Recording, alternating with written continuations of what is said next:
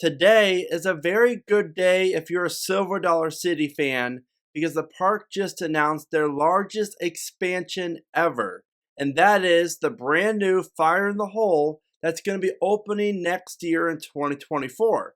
Now, while some of you might be semi disappointed with this announcement and some are very happy about it, I'm here to share with you some very exciting news about the park's future, and I'm going to share all of my thoughts regarding this attraction and give you a hint on a future video I'm working on as far as when we will see the next coaster for Silver Dollar City and why I think it's going to be the tallest, longest, and fastest in the history of the park.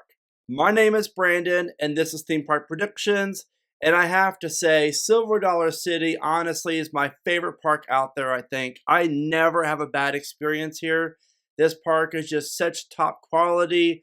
Every coaster is a ton of fun and very re-rideable. The food, don't even get me started on the food. Like, that's the reason why I go to Silver Dollar City. Time Traveler and Outlaw Run and Wildfire are just there. But the food, legit, is honestly, it's top notch. But you have the shows, you have the kid attractions, the water rides. Silver Dollar City is a complete theme park, and honestly, the Branson, Missouri park deserves to be talked about a lot more in our community, and it's sad that it doesn't. With all that being said, let's talk Fire in the Hole 2.0 opening at the park in 2024.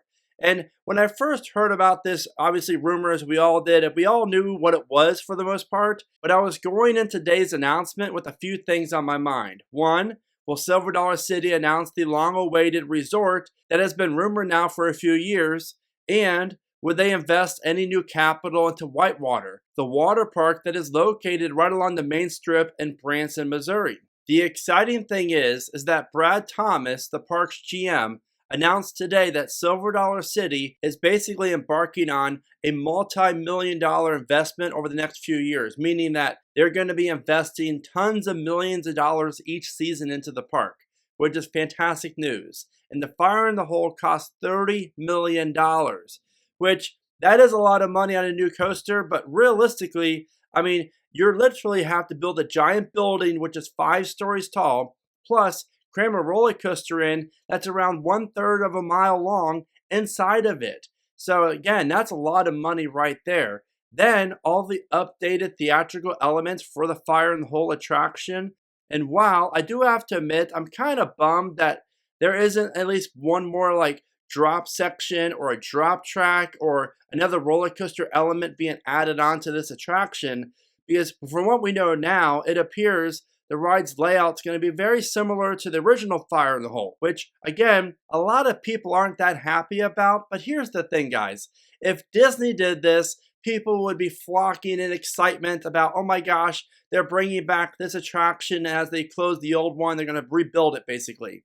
And if Universal did it, let's say to like E.T., again, everyone would be excited about it, at least most people. But Silver Dollar City does it, and people are kind of complaining about it, mopey about it on Twitter and social media. I just don't really get it. Again, I really like this announcement. I think it's great for the heritage of the park and the history of the park. After all, Fire in the Hole was the park's original attraction. I mean, that's really what made Silver Dollar City what it is today. So again, I really do like this move for Silver Dollar City. But what I love most about it is this new attraction is going to actually expand the park footprint a little bit, because you're going to have a whole new midway in front of the building itself with a new snack stand and a new gift shop of some type. So I like that overall move from the park because this ride's going to be very popular. And instead of just having it crammed into one little area in the back of the park, you're now going to have multiple midways being able to connect to this area, which is going to be a really huge improvement for Silver Dollar City. Now, if you have not been on the original Fire in the Hole, it really is a very unique attraction. I prefer Fire in the Hole at Silver Dollar City over Blazing Fury at Dollywood. And even though the rides are very similar, have always liked Silver Dollar City's version just a little bit better. So I'm really excited to hear that Silver Dollar City is going to include the falling bridge scene, as well as the railroad track scene, and of course, the grand finale, the water splashdown. Oh, again, overall, I'm very excited about this. I wish that it maybe didn't cost as much money so we could have a big time coaster coming up in a few years afterwards. But wait a minute, could that still be possible? Because after all, if Silver Dollar City builds this new resort that's been rumored and they have the property, the park president confirmed today that Silver Dollar City owns so much land west of the park, it's not even funny. So the potential for this park is really up there with any other park here in the country, which is fantastic news. Now, could this mean a new coaster even sooner? Because Time Traveler opened in 2018. Then before that, we saw Outlaw Run in 2013. So Silver Dollar City goes around every 5 to 6 years for their next major roller coaster. But here's the great news. If you love Silver Dollar City and Wildfire, and you're like me and only like 3 people in roller coasters, then you have to check out this shirt on my Keep Riding Coasters gear store. You can find this in tank tops, hoodies, t-shirts, kids clothing, women's clothing, and I really do love seeing my merch out and about in the parks. Now, the really good news is this.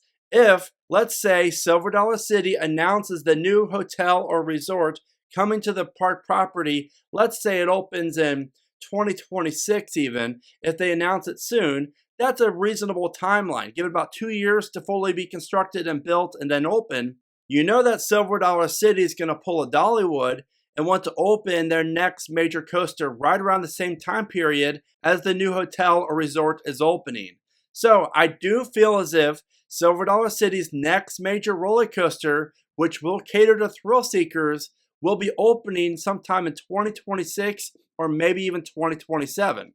But again, it all depends on when the park announces this hotel and resort. So hopefully we hear something before the end of the year, because the park president during today's announcement even said there's a lot more coming in 2024 that's not announced yet and will be at a later date, which has me very intrigued about the future of Silver Dollar City.